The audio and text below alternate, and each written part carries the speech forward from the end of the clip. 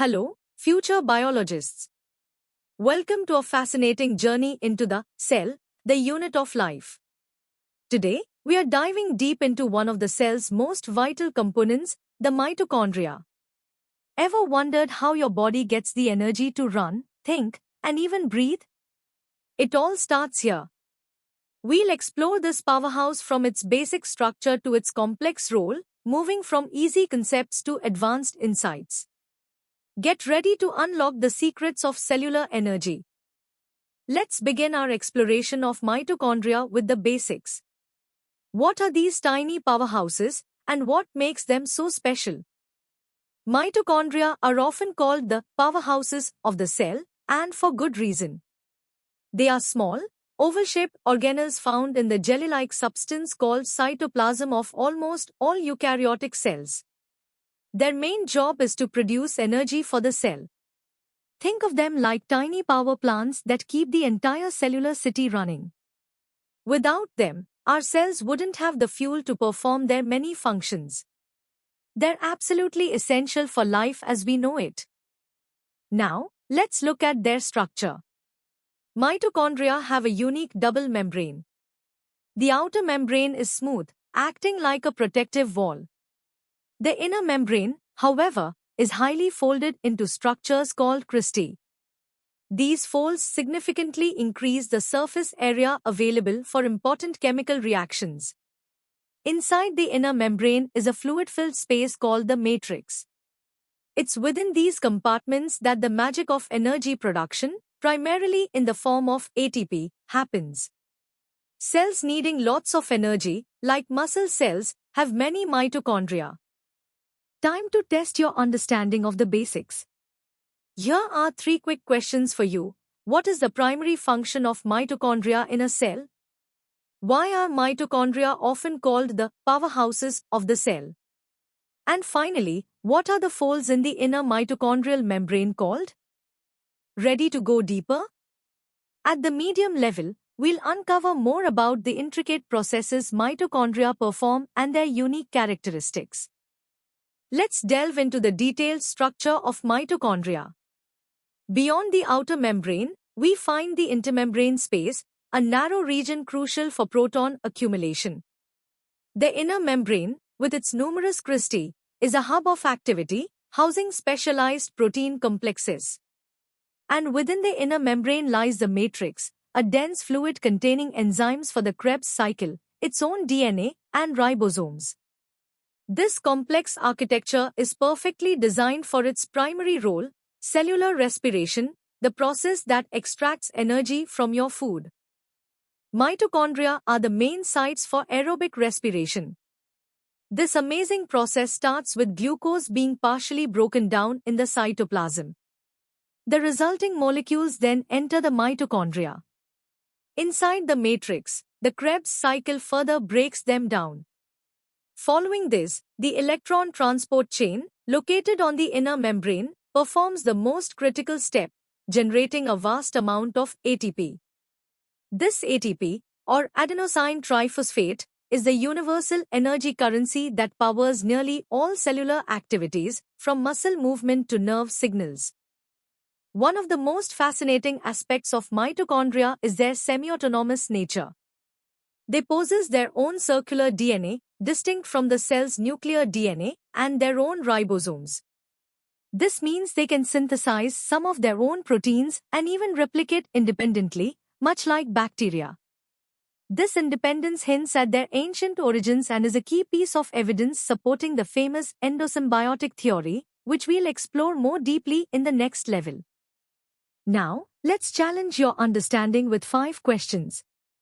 Describe the main compartments of a mitochondrion. Explain the role of ATP in a cell. What is cellular respiration, and where does most of it occur? Why are mitochondria considered semi-autonomous? And finally, what is the significance of the cristae in the inner mitochondrial membrane? Welcome to the hard level. Here, we'll connect mitochondria to evolutionary theories and explore their roles beyond just energy production. The endosymbiotic theory provides a powerful explanation for mitochondrial origins. It proposes that mitochondria evolved from ancient free-living bacteria that were engulfed by early eukaryotic cells. Instead of being digested, a mutually beneficial relationship developed. The host cell gained efficient energy production, while the bacterium received protection. This theory is strongly supported by several pieces of evidence: mitochondria's bacteria-like size, their double membrane, their own circular DNA, and their ribosomes, which resemble those of bacteria. Mitochondria are central to several interconnected metabolic pathways. After glycolysis in the cytoplasm, pyruvate enters the mitochondrial matrix, where it's converted to acetyl-CoA. This molecule then fuels the Krebs cycle, producing CO2 and energy-rich molecules like NAD and FADH2. These molecules then feed into the electron transport chain on the inner membrane, where a proton gradient is established. This gradient ultimately drives ATP synthase, generating the vast majority of cellular ATP through oxidative phosphorylation. Beyond energy, mitochondria play a critical role in programmed cell death, or apoptosis. When a cell is damaged or no longer needed, mitochondria can release specific proteins, like cytochrome C, into the cytoplasm. This release acts as a signal, triggering a cascade of events that lead to the cell's controlled dismantling and removal.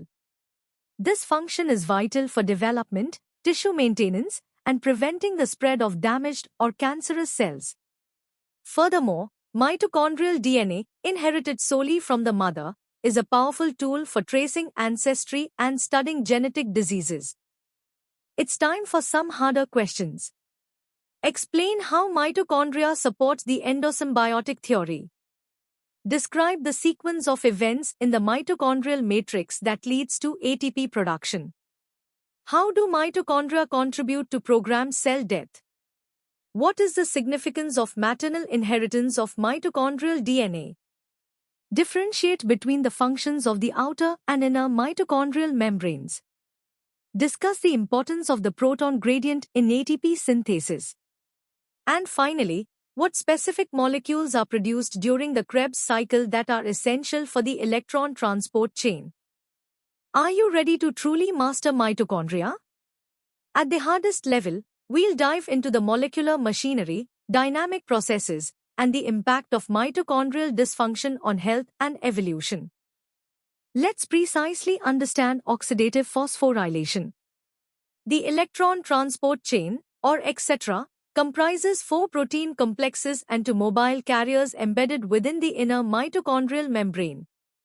Electrons from NAD and FADH2, derived from earlier metabolic stages, are sequentially passed down this chain.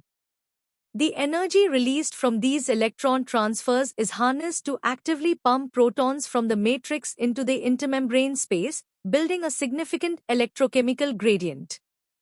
This proton motive force then drives ATP synthase, a remarkable molecular motor, which allows protons to flow back into the matrix, coupling this flow to the synthesis of ATP from ADP and inorganic phosphate. Mitochondria are far from static. They are dynamic organelles constantly undergoing fusion and fission.